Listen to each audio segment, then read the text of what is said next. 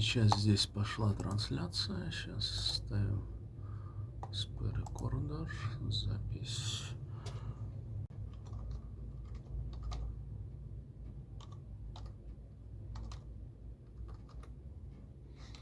Сегодня какой? 24.05.2025.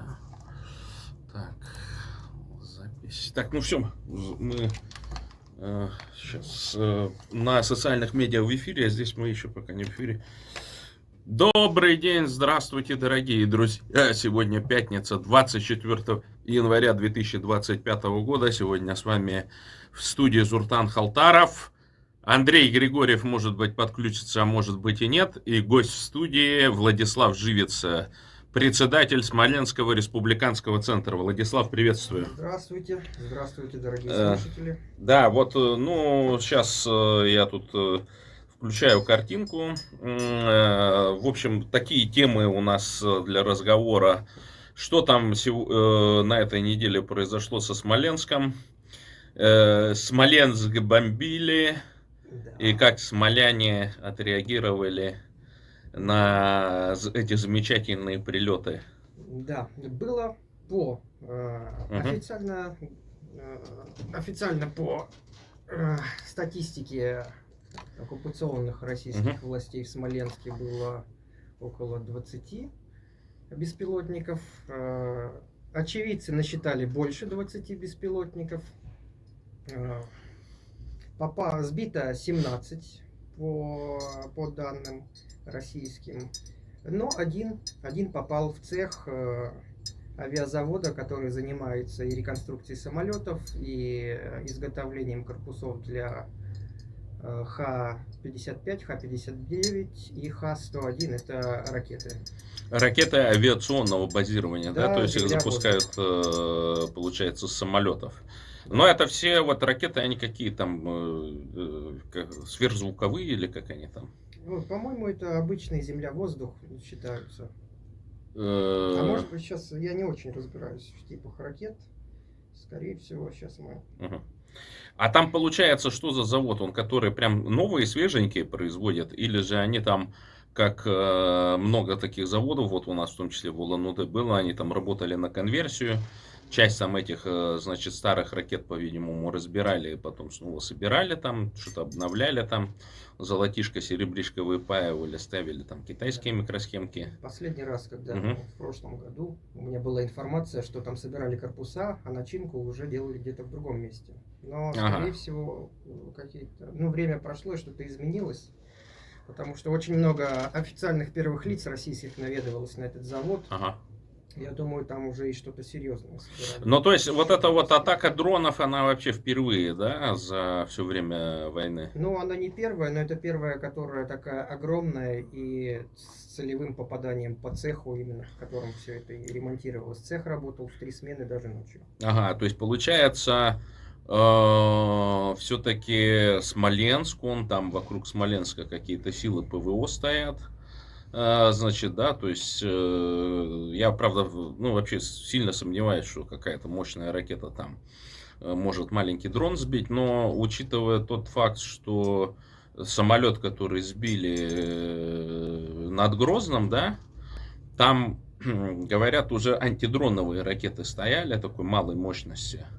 То есть ты подозреваешь, что и под Смоленском такие же стоят? Вообще, тут может быть даже немного предыстории рассказать. У нас же есть там военная академия ПВО советского еще разлива, которая кует кадры, и, собственно, Смоленщина славится своими ПВОшниками. Сколько в год офицеры выпускают?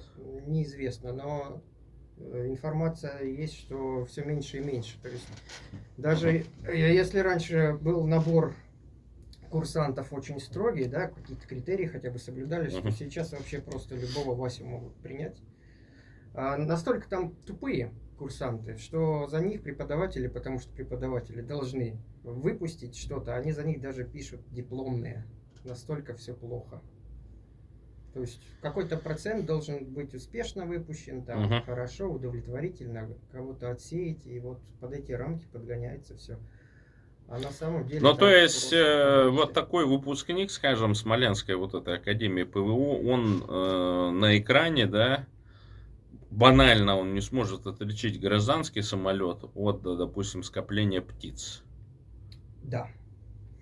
Ну, а С учитывая то, большей, что... с большей вероятностью. Да, ну, я охотно подозреваю, потому что там один, значит, у нас есть такой генерал воздушных войск, я его называю. И вот он рассказывал в приватных разговорах, ну, в общем-то, никому не секрет, ну, как они учились. Правда, он учился в структурах, связанных с так называемой, сейчас это Росгвардия, до этого внутренние войска были так называемые. Вот он там в этих структурах учился, и ситуация была даже такая, чтобы от него избавиться, еще от другого товарища, ну, которые, видимо, совершенно были ненормальные, там, или, может быть, у них там, то есть, там доносы писали, строчили, еще что бывает же такое, да. И их отправили в академию в Петербург с училища. Ну, то есть, это такая шутка, да, то есть, самых там не успевающих отправили в академию, и они там болтались в течение там 2 и 3 лет, и точно так же закончили. Я говорю, ну, ты вообще что-то писал? Да, говорит, я же по образованию юрист там и так далее. То есть, вот, ну, понятно, что он кого-то нашел, кто ему там этот диплом написал. И вот таких сколько недоделанных, точнее, вот товарищей. С другой стороны, по идее, это же должно быть хорошо. То есть, вот нам, национально-освободительным силам, это же наоборот в плюс, что такие персонажи Да, там да. подготавливаются. Собственно, охранять Смоленск. Там Панцирь С есть, с чем избивалась ракетами Панциря С. Почему так много было БПЛА? Потому что они были отвлекающими целями. Мгм. Пока летело там 17, они разбомбили 17 БПЛА. Один БПЛА в это время, пока другие отвлекали, попал прямиком прямо в точечку, прямо в цех.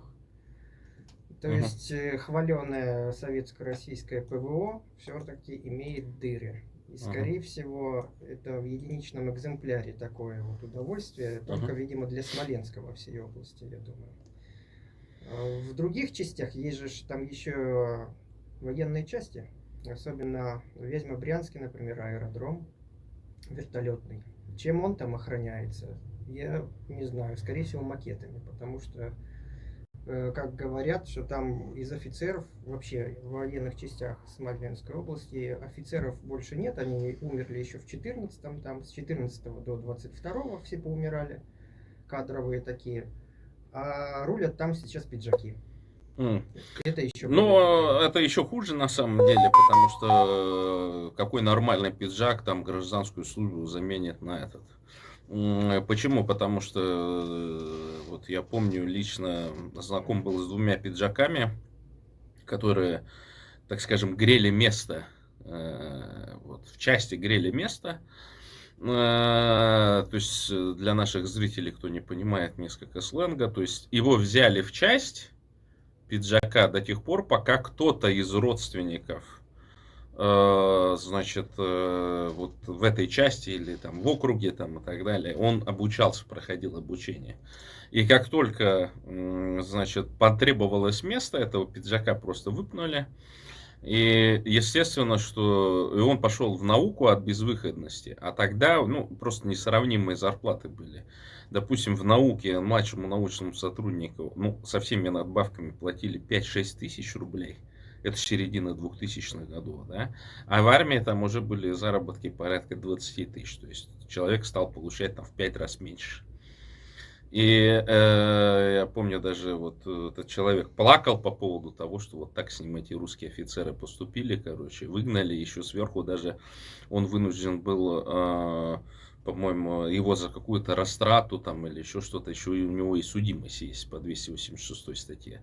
Ну, то есть это стандартная, значит, схема по тому, как вот, значит, в национальных регионах, значит, принимают пиджаков, да, на такие места, как только, ну, приходят вот какие-то родственнички там и так далее, их, соответственно, в общем, выпинывают.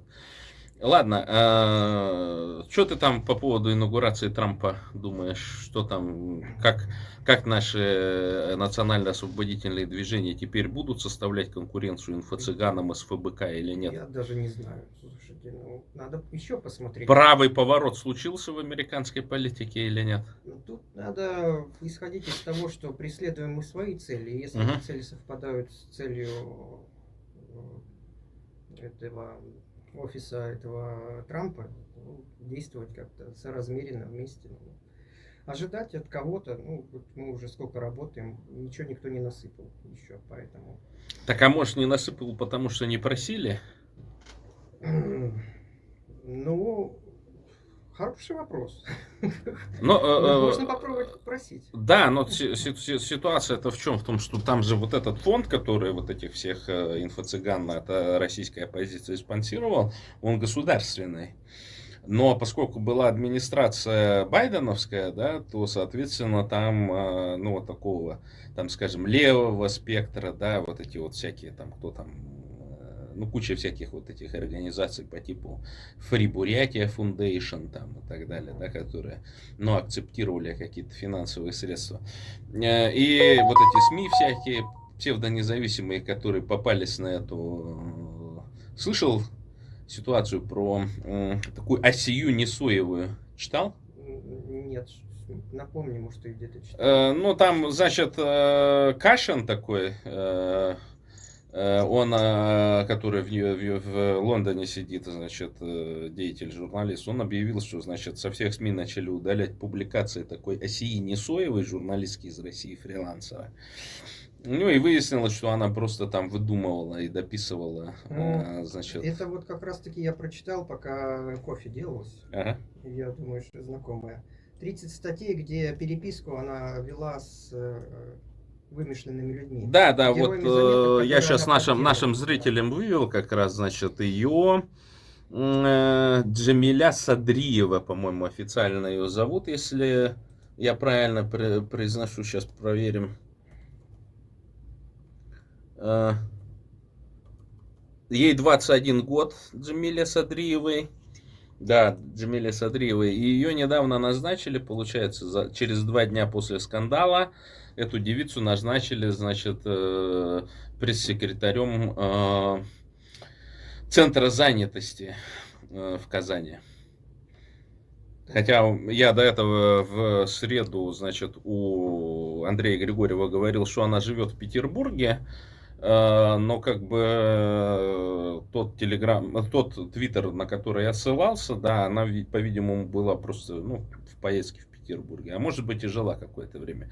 И, кстати, выяснилась очень интересная вещь, она там давала интервью вот этим зетошным СМИ, и она там говорит, что она не полностью выдумывала статьи, а она просто находила, значит, какие-то публикации, знаешь, вот эти всякие аноним, там подслушано, есть такие ВКонтакте паблики, где там тоже не совсем уравновешенные, там женщины и мужчины писали вот такие истории, но которые верифицировать нельзя, так вот она, ну, решила таким способом, значит, немножко додумать, домыслить. Таких историй на двачах полно. Да, да. Можно придумать. И, соответственно, потом выясняется, что гонорары, которые она получала, составляли всего 10 тысяч рублей. Кто-то выше, кто-то брал, да? Ну, то есть, ты понимаешь, вот эти вот миллионы, а вот этого, ты слушал этого Волкова? С Дудем? Да, с Дудем. Я не нашел в жизни 4 часа, чтобы послушать этого замечательного человека.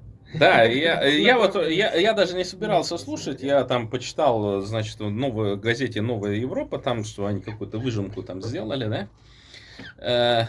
Слишком крепкая? Да. Слишком крепкое кофе получилось. Да, ну вот... будем знать, сколько, что воды надо лить в 2 раза больше. Ну и вот, готовил я, кстати. Ну ладно, не поскупился на кофе. Ну, в общем, там ситуация такая, что он, значит, объявил о том, что их фонды ФБК получили порядка $6 миллионов за какие-то... то ли это на несколько лет они получили, то ли это каждый год они получали такую сумму. И, значит, там 3 источника финансирования. Это донаты, значит, почитателей Алексея Навального. Сейчас, подождите, кстати. Сейчас. Так. Где?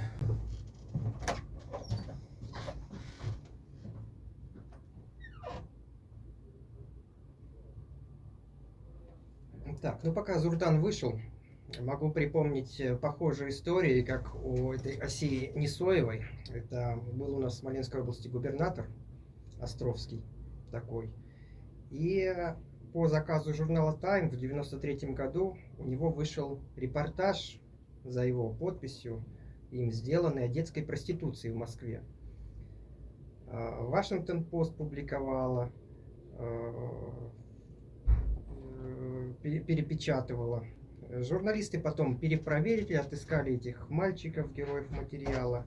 И оказалось, что их Островский просил переодеваться в женские платья и позировать для постановочных фотографий, чтобы он сделал этот репортаж, как мальчики подвергались организованной криминальной группировкой торговли своим телом.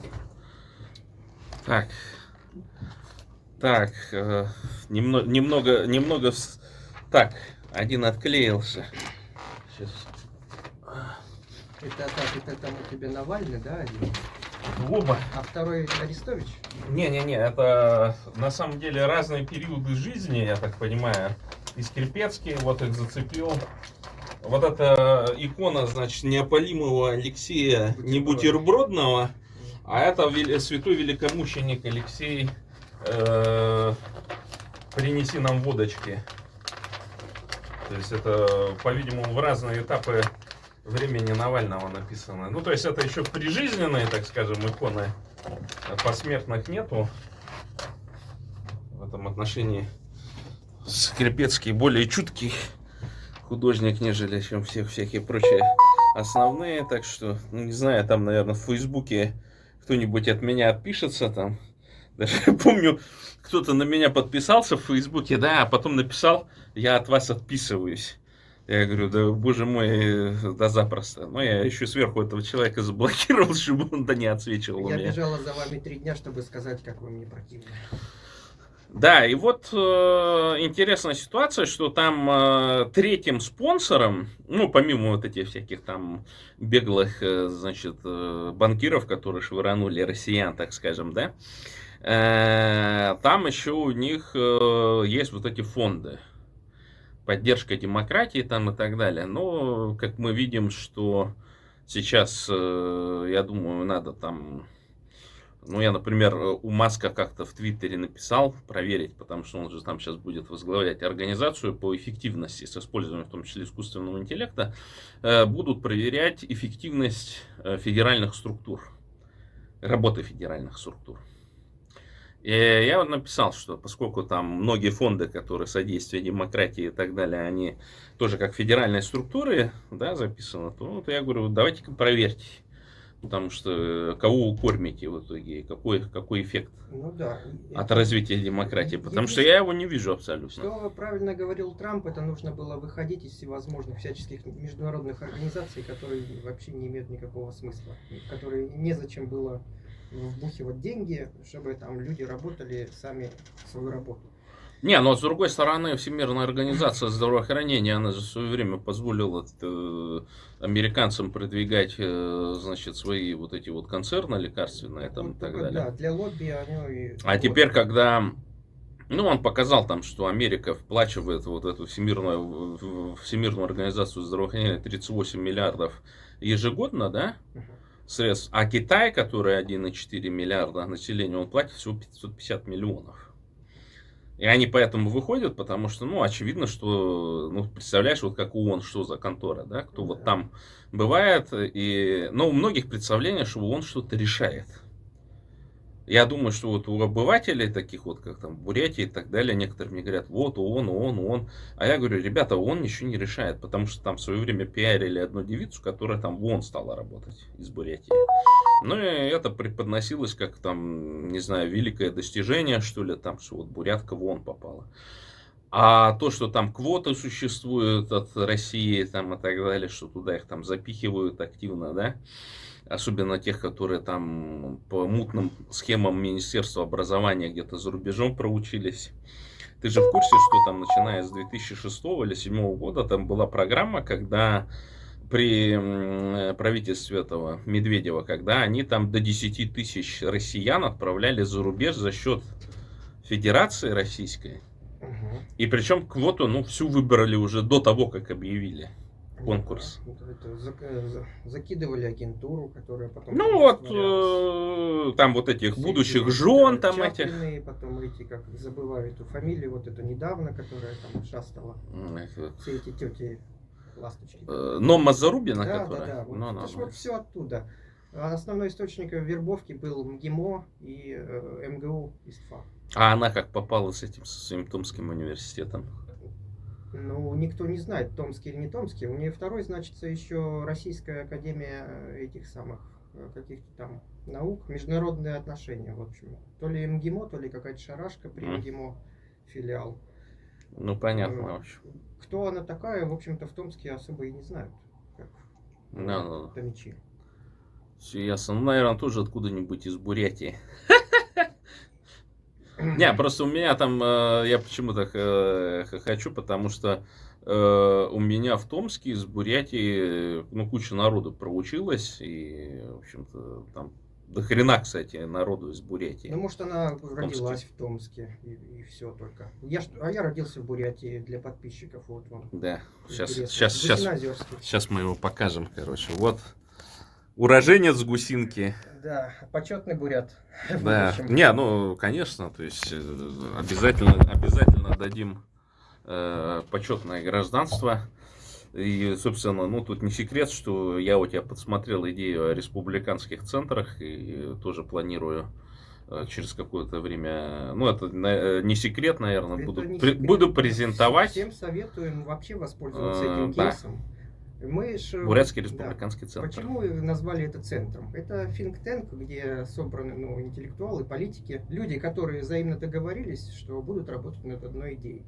Мы не стали делать из этого какой-то там координационный совет или какой-то съезд, что-то типа около парламентарское такое, где каждого мнение очень важно, нам нужно собраться там в 10-20 человек от каждого там региона и очень, очень дружно сидеть и что-то там зачитывать и голосовать.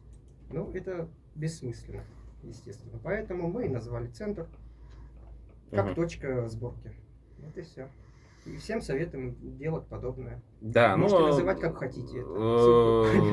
Да, и я бы советовал, особенно в тех странах, где есть, так скажем, возможность организации фондов, делайте фонды, потому что вот основная проблема, я так считаю, что национально-освободительных движений, что там как-то вот эту фазу создания некоммерческих организаций как-то упускают из виду, и многие движения, они вот так вот представлены просто активистами, которые ездят, но они не представляют никакую некоммерческую организацию. И ты помнишь, вы когда были на экскурсии в парламенте Австрии, там один депутат, ну, вдруг говорил по поводу, значит, создания правозащитных организаций и все прочее. Да. И я, кстати, почитал, вот после того, как ты опубликовал интервью маргинала Карла, значит, Габсбурга-Лотарингского, ну, маргинала в кавычках, потому что его так Латынина назвала. Вот там оказывается, одной из таких значимых задач вот этой паневропейской партии, там правозащита еще есть. Я думаю, что это не просто так, значит, вот этот депутат австрийского парламента об этом говорил, потому что, ну, действительно, это такая немаловажная задача, и как раз мы можем занять, да и отвоевать даже ту нишу, значит, о написании соответствующих документов, да, Мгм. о том, что пытки, значит, преследования и так далее, они от региона к региону разнятся. И то, что, допустим, в Москве не существует, например, охотно существует Да. в наших регионах, например. Да, Латынин, он же у нас эксперт по всем этим самым, по всем вопросам. Мгм. Я, сколько я помню, она то ли культуролог, синоист. Мгм. И- Сионист или Ну, с Китаем связан, да, да? да, да, синолог. Вот. Табуда. Да, она же эксперт по всем вопросам, она нашу книгу там про Иисуса написала. Мгм. Довольно-таки не очень, да, встретили ее книгу в этих экспертных кругах.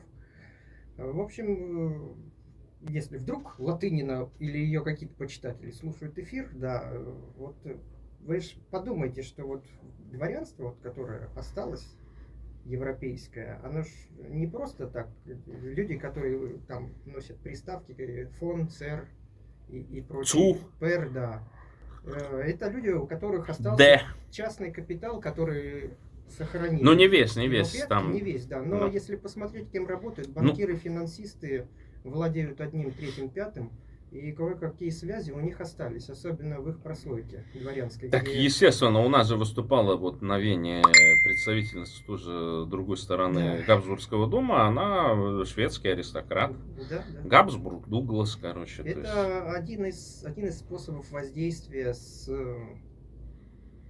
той прослойкой людей, вот, которые составляют.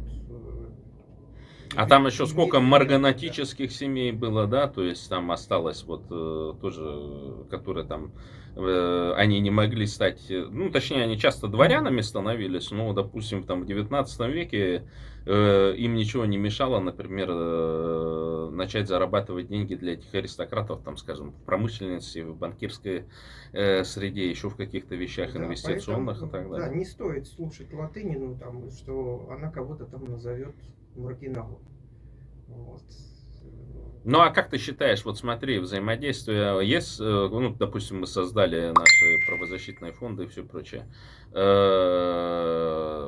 Готова ли паневропейская партия с нами сотрудничать? Будем ли мы стучаться вот в эти паневропейские двери? Вот. Я периодически общаюсь с членами этой организации, Мгм. вот, самыми активными. И они готовы, они открыты к взаимодействию. Вот. Ну, как и все, они смотрят, вы что-нибудь нам покажите, вот, а мы это оценим, потому что коллективно все-таки это решается. Мы оценим и прикинем. И вообще все открыты к взаимодействию. И приглашают на свои мероприятия, которые они делают, и прочее, прочее, прочее. То есть движ идет, Мгм. да, остается только найти, кто присоединится к этому движу. И секрет. Сейчас могу сказать, что Паневропейский союз планирует расширяться Мгм. на восток. Да. Ну, я знаю, что у Паневропейского союза были в свое время отделения в Москве, там, по-моему, в 2013 году они открыли, и сейчас, по-моему, он не функционирует, но там же, получается, еще и плюс бизнес-интересы соответствуют, ну, сопутствуют, так скажем, в том числе и в Украине. Вот, ну, насколько я помню, я читал их меморандум, Мгм. по-моему, Будапештский он. Мгм. И там написано было, что они рассматривали тогда еще в тот момент рассматривали, Мгм. что Россия, она может как европейское государство там интегрироваться и какие-то интересы представлять. Но я не помню, чтобы там был открыт филиал. Но для этого нужно было Да. властью делиться. То Может есть быть, Путин просто должен был всего 2 представительство срока какое-то сидеть. там было, которое там взаимодействовало как организация. Мгм. Вот. Габсбург потом, по-моему, говорил, что признает свои ошибки, что ну, это, в общем-то, зря было сделано. Вообще рукопожимались в те года. Просто, ну, в очередной раз, так сказать, накормили ножками Буша, а надо было добить просто прям с ноги и все. Вот. Но, в общем, это же понятно, то есть и судить по тому, как там, я почитал, правда, историю, куда же Габсбурги-то подевались. А там очень, оказывается, жесткая тема была, там, в 19 году, когда Австрия становилась республикой, она не сразу стала, там, в 17 или 18 году, а именно в 19, то там был принят закон о том, что Габсбургов изгоняют из Австрии и одновременно лишают их земельных собственностей, дворцов и так далее. И там кстати, при аншлюзе, когда Гитлер оккупировал, значит, Австрию, он, кстати, ввел, там был период в 30-е годы, когда прогабсбургские партии и правительство, они пытались, ну, каким-то образом развернуть, значит, вот арестованное имущество и так далее Габсбургам. Но когда аншлюз произошел, Гитлер снова подтвердил эту декларацию 19 года, то есть окончательно, в общем-то, добив и, безусловно, поражение Гитлера, оно, ну, и дальнейшее республиканские преобразования, оккупация Австрии советскими войсками, она, конечно, привела к тому, что Габсбурги вообще практически ничего не получили вот, значит, тех собственностей, которые они имели, да. Но я думаю, что это, в общем-то, не бедные люди сами по себе, потому что, ну, понятно, что они уже понимали, например, в 17 году, да, что все уже, там, монархиям конец. И я думаю, что как умные люди где-нибудь в швейцарских банках скоронили свое золотишко. У нас же есть не бедный здесь человек, живет представитель дома Радзивиллов, Мацей Радзивилл, который является банкиром, финансистом и представителем дома Радзивиллов. Но, к сожалению, он, да, спутался с хорошими белорусскими для взаимодействия и как-то потерялся из виду. То есть он купился на вот эту вот медийную составляющую. Немножко переходим к событию, которое состоится 26 января здесь, в Варшаве. Будет встреча, я так понимаю, с Тихановской, Да. на которой будет представлен белорусский паспорт. Да. Паспорт Новой Беларуси, по-моему, так, если Да. я не ошибаюсь, называется. Такой, У да. тебя по этому отношению какой-то небольшой скепсис, я вижу. Ну, идея была хорошая, реализация, Ага. конечно же, как всегда. Угу. Потому что какой орган будет, орган государственной власти, какой будет официальный, который будет верифицировать тех, кто приносит свои персональные данные. Это неизвестно, кто это сделает. Офис Тихановской маленький. Продают за этот новый паспорт сколько-то? 90 евро. 87 евро. Да, где-то так. Кто его признает, еще никто не признает.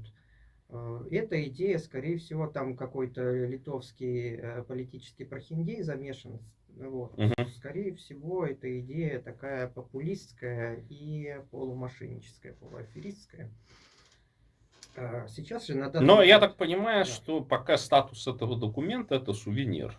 Сувенирная продукция. Ну, якобы ее будут изготавливать с водяными знаками, ну, как... Ну, типографским складки, методом. да, Ну, да. но там же... А биометрия куда? А вот органы власти официальные...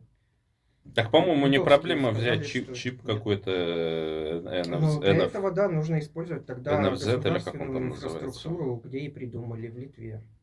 Так, это, по-моему, легко все делается. Там. Делается легко, Ну. но это никто не говорил, что где и делается, и как это все будет осуществляться, сколько на это денег потрачено, куда будут эти данные сдаваться. А самое главное, в Литве чиновники и власти говорят, а мы, собственно, не знаем вообще, что это за затея. Ну, вообще, я полумифологическая. слышал вот многих белорусов, которые вот имели несчастье эмигрировать, так скажем, сбежать от лукашенковского режима в Литву, что Литва, в общем-то, частенько не предоставляет вида на жительство белорусам, и они вынуждены вот действительно по Европе перемещаться, искать какие-то возможности. Например, часто тем, которым отказали в Литве, ну, здесь в Польше удается найти. А кто у кого, например, не может работу найти или еще какие-то получить Где-то вещи. пару месяцев назад, а то и 3 месяца назад, был в Вильнюсе, и удалось мне там встретиться с Жигимонтисом Павильонисом, уже бывшим министром иностранных дел. Но он сказал, что это вынужденная мера, потому что для нас, как для маленькой страны, по-моему, 78 тысяч белорусов они приняли. Это очень много, и кто из них работает на КГБ, мы не можем проверить, не можем верифицировать, не знаем. Поэтому ставятся такие преграды отсеивания людей, которым действительно ничего не угрожает. Ну, понятно, это очень много случаев есть таких, когда белорусы просто могут что-нибудь там, могли даже здесь в Польше показать в управлении по делам иностранцев, показать какую-нибудь там фотографию, где они постояли на митинге с бело-красно-белым флагом, и им засчитывалось беженство. Вот это вот, они проходили по процедуре беженства, им выдавался ВНЖ, и они потом туда-сюда вот ездили в Беларусь и обратно. Но нельзя, когда ты уже да, то есть такое делать нельзя. Это, конечно же, прохиндея.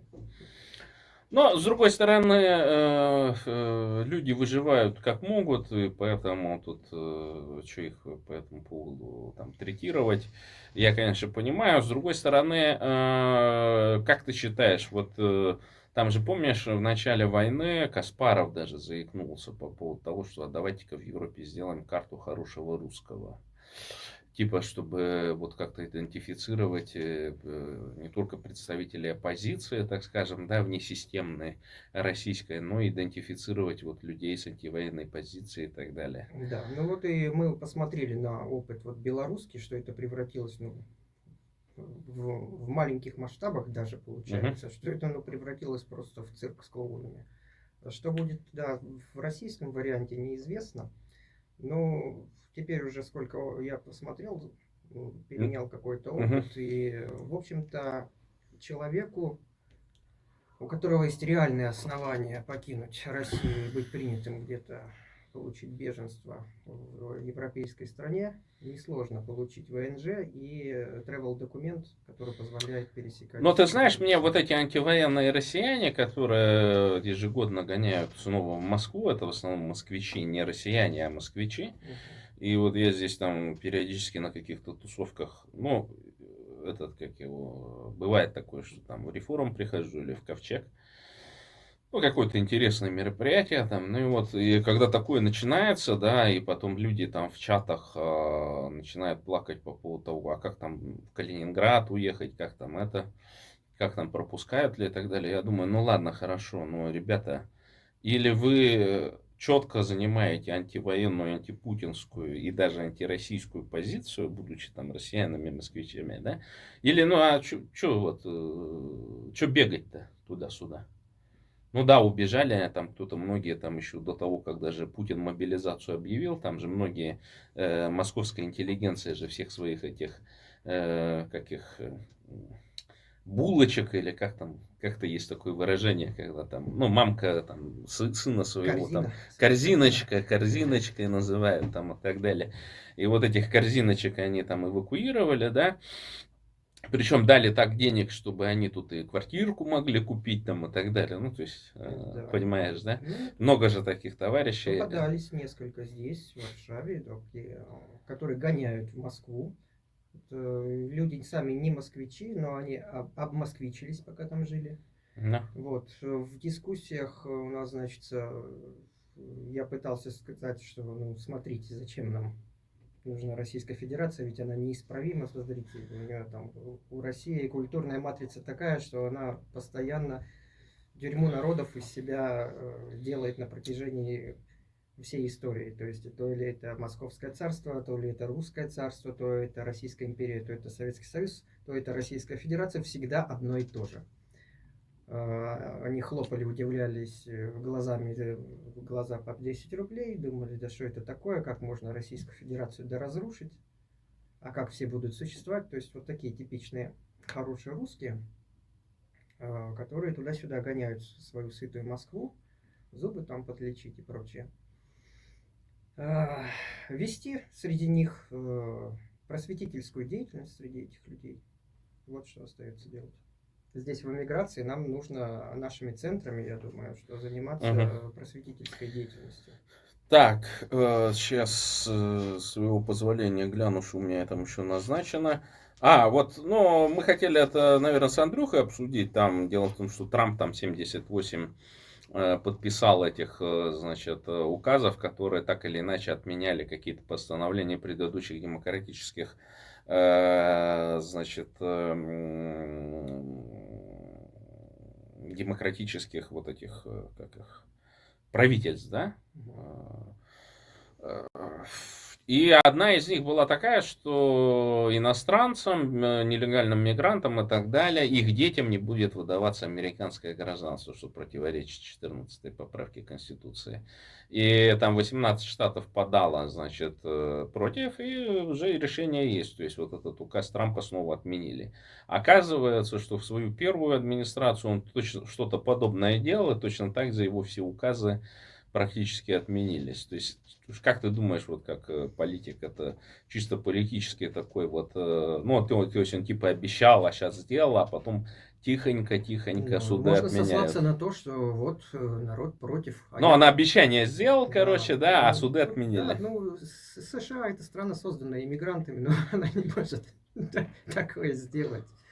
Но, с другой стороны, там же, ты помнишь, там огромное количество вот этих Russia Today'евских, там целая сетка же была, да, вот этих каналов англоязычных и так далее, каких-то блогеров эти русские подкармливали, да, чтобы продвигать вот эти традиционные так называемые ценности. Может быть, приход Трампа это такой вот аналог такого типа нашего Путина, короче, да, для того, чтобы вот эту всю реднековскую массу переключить от внимания и почитания там вот этого Путина как сильного лидера, да, потому что, оказывается, в афроамериканской среде Путина тоже любят как такого, знаешь, этого крутого мужика с яйцами, знаешь. Ну, это Образ такой предмет нарисовали. работы политтехнологов, и, собственно, Но. Трамп не исключение, поэтому каждый видит в нем как в отражении частичку себя. Можно же увидеть вполне себе и адекватных людей, которые рационально объясняют, почему они за Трампа, и совершенно отбитых там реднеков, которые просто таких людей бы поместить в психбольницу. Так что на каждого покупателя был создан свой товар. Так, сейчас еще я гляну, что мы там хотели обсудить коротко. Что ты думаешь по поводу вот этого салюта Беллами, в который Маск там, прыгая по сцене, там, значит, 2 раза швырнул руку к солнцу? Вот, ну, это было, конечно, забавно увидеть. Ага. Вот многие, конечно, подумали, что это такая, кинул Маск плотную зигу. Это не единственный, кто кидает зигу из руководителей космических этих самых проектов. Ну да. Был там такой Рогозин, да, Да, который в 90-е там все про это прокидал ее там. да, это сложно, конечно, обвинить Маска в каком-то нацизме, нигде он не был замечен. Угу. Ну, если это Белами, то бог с ним, то Белами. Пусть куда хочет, туда под тем углом и кидает. Я не знаю, главное, мы будем смотреть по делам всех этих людей. То, что он друг хороший Трампа, а эти два Так, а подожди, там же интересная ситуация, короче, что Трамп, он убирает всякие скидки, всякие там дотации и так далее, все темы, связанные с зеленой энергетикой, короче. То есть, в том числе, там, ну, здесь вот в Европе есть такая тема, если ты покупаешь полностью электрический автомашину, там освобождаешься от кучи налогов, там тебе везде растыканы по всей Варшаве, значит, вот эти заправки электрические, где ты можешь приехать, там, зарядиться и так далее. Но куча возможностей. А в той же Норвегии, например, там до того дошло, что, в общем-то, если вы хотите купить дешевую машину, там, скажем, на дизеле или на бензине, то милости просим ехать в Норвегию, там можно хороший качественный автомобиль купить, там, до 1000 евро, так скажем, оттуда вывести его. Вот. Ну, Трамп заручился поддержкой олигархата, и, соответственно, он будет сейчас пробивать инициативы, лоббировать интересы. Вот туда-сюда, по-моему, отключили ТикТок по США и снова, по-моему, включили. Будет в интересах Маска лоббироваться финтех полностью. Мгм. весь, посмотрим, к чему это приведет. Чем, собственно, отличается олигарх от Скайнет? Нет? обычного барыги? У барыги обычного нету доступа к средствам массовой информации и подкупать чиновников. Вот. А у олигарха есть свое средство массовой информации. В данном случае у Маска это X. Вот, Ну, у может, Безоса это Amazon целый. вот, может быть, Amazon что-то TV. еще есть, да. И поэтому можно считать его олигархом в полном Ну, а смысле как ты этого думаешь, слова. вот там все сейчас, у меня даже там комментаторы в моих каналах пишут, ожидаем правого поворота. Куда, зачем и куда вы там ожидаете? Какого, нужно еще понять, какого вы ожидаете правого поворота с точки зрения какой политической системы? Экономической или этих самых, изгнать всех мексиканцев? И прочих арабов. Вот какой там правый поворот? Не, ну ожидаете? здесь вот, например, ну, по касательной, там же скоро выборы будут в Беларуси, Мгм. если я не ошибаюсь, как раз вот 26-го, да? 26-го, да. Ну, там понятно, что перевыборы Лукашенко будут, это очевидно. И, в общем, я так понимаю, погуглил, там кто тоже свои кандидатуры выставил, и там нету, ну, какого-то приличного уровня там кандидатов, там понятно, что это все спойлеры. А где-то же еще выборы должны быть в этом году. Вот я В что-то Польше. подзабывал. А, да, в Польше. Здесь президент выбирается. Да, да. Да. Ну, в общем, такая ситуация. И По поводу Лукашенко, там идея такая, что нужно что-то подать Путину, как какую-то победу, желательно к 9 мая. Мгм. Это мои То есть размышления. ты думаешь, будет какой-то И да, договорняк? есть союзное государство, так называемое. Есть даже вон парламент, это Белоруссия российский, там кто-то даже председатель.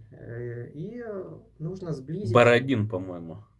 по-моему. Да. Нужно сблизить и интегрировать нужно Беларусь и подать это как геополитическую победу. Вот смотрите, мы Советский Союз и Белую Русь соединяем. А ну, Лукашенко разве захочет быть подчиненным у Путина? Мне кажется, его захотят подвинуть на более сговорчивого кандидата какого-то, который станет губернатором Белорусской области. Ага, даже такой вариант. Да. Ну вот, смотрите, Владислав Живица прогнозирует, что Луку удавят. И, кстати, от одного Луки к другому Луке. Есть такой Лука Мудищев из Эстонии. И вот они там что-то со Светом, еще с кем-то, короче, планируют 1 марта в Берлине, значит, свою колонну с русскими стягами, значит, организовать. Что там, есть мысли, вот, чтобы с такими же вот иконками там пройтись? В Берлине Скажем, или да, в да, в Варшаве? Берлине. А что, в Варшаве тоже что-то планируют? Нет, но можно сделать. Кстати, надо посмотреть, что Не, там. ну я думаю, что более важная дата это присоединиться просто к украинцам. То есть, я думаю, Евромайдан здесь в Варшаве будет 22 числа. Какие-то мероприятия делать. Я думаю, что нужно там на уже уровне таком более там, ну как от съезда народных депутатов, может быть, и так далее, договориться, чтобы в колонну вклинились по-настоящему антивоенные россияне, которые помогают ВСУ, скидывают бабки там и так далее. Можно договориться, надо посмотреть, что они там делают. Да, У меня просто нету творческих идей, с чем там можно пройтись. Ну, попинать покойного, а бутерброда можно. Ну, это Скрипецкий в свое время неплохо, значит, прошел колонной там на этом. Но мне кажется, что это такая, знаешь, попытка перехватить повестку, потому что зачем эти даты? Ну, проведи там, значит, в конце мая, да, или в конце там, значит, марта месяца. Да. А тут даты очень близкие, да, что первый раз 1000 дней войны, да, они провели примерно в те же самые даты, да, этот митинг в Берлине. И тут первого, а что не 20, а что не включиться в колонну с украинцами, например, что Да. мешает? Митинги вообще имеют только один смысл. Мгм. Это политтехнологический инструмент. Так. Ты хочешь сделать, да, какую-то Мгм. один из способов показать, что у тебя есть какие-то люди за тобой, что ты можешь там что-то вывести кого-то и что-то показать. Это Да. единственный смысл вообще всех этих митингов. Я, кстати, не очень был любитель никогда комсомольщины, всех этих субботников, митингов и стояния с пикетами. Вот. Единственный их только смысл политтехнологический. Ну, я так понимаю, это сделать же очень как дешево, там пнуть каких-то комсомольцев, которые бы там что-нибудь собрались, взять, покричали. ватман стоит сколько там? А6, А7, А4 там стоит 8 рублей. Маркер, написать маркером что-то, выйти. И все, ты уже легенда всех либеральных СМИ. А если еще красиво что-то там нарисуешь, Да, это вот. вообще бомба. Что-то подобное. Да, поэтому если и планировать здесь что-то, какой-то выход, то это нужно обдумать и сделать из этого какую-то акцию с определенным посылом. Возможно, к какой-то общественности, к которой мы будем обращаться. К польской, Ну, мне к кажется, украинской, к здесь надо белорусской. объединить усилия с Евромайданом, если они, там, значит, их политики внутренние, значит, будут соответствовать тому, что они включат там антивоенных россиян или лидеров национально-освободительных движений в свою колонну, я бы с удовольствием присоединился. Да. Но пока обратной связи нет. Да, у тебя нет выходов на... Так, как там в одной песне по-белорусски пелось: «Треба отсюда, зробим цуда». В общем, требуется, сделаем. Да, так что, Да. в принципе, все это можно с легкостью организовать, как я и говорю. Маркер и ватман, и пожалуйста. Так. Ну что, на этой ноте, наверное, мы завершим наш прямой эфир, потому что уже 18 часов. Следующая аудиция тоже будет не за горами. Сегодня чуть позже начали наш эфир.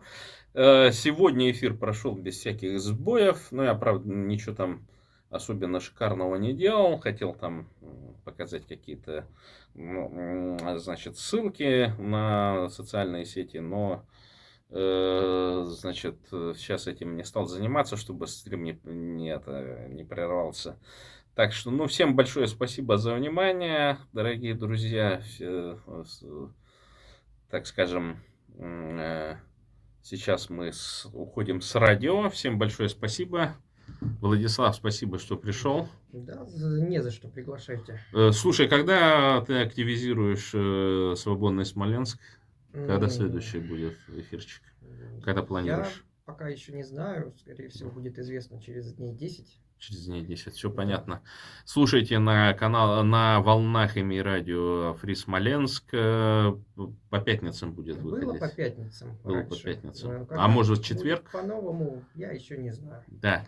По средам программа «Всходы» с Андреем Григорьевым. Часто я теперь сейчас являюсь гостем его передачи. Ну и по пятницам выступаю я, Кагита Бурята, а также «Свободный Туркменистан», Сердар Хаджанепесов, который чуть ранее был на волнах ИМИ радио. Всех благодарю, уважаемые слушатели нашего канала, и прощаюсь с вами и до новых встреч. До свидания. Так, мы еще в эфире сейчас... Я что-то не так сделал, подожди. Так. Нет, все нормально, все записалось. Ну, а с вами, дорогие зрители YouTube канала Кагита Бурята, прощаюсь с традиционной нашей триадой. Бурятия для бурят, бурятам бурятскую власть и Бурятия от Енисея до Амура. Каждое утро, каждый вечер.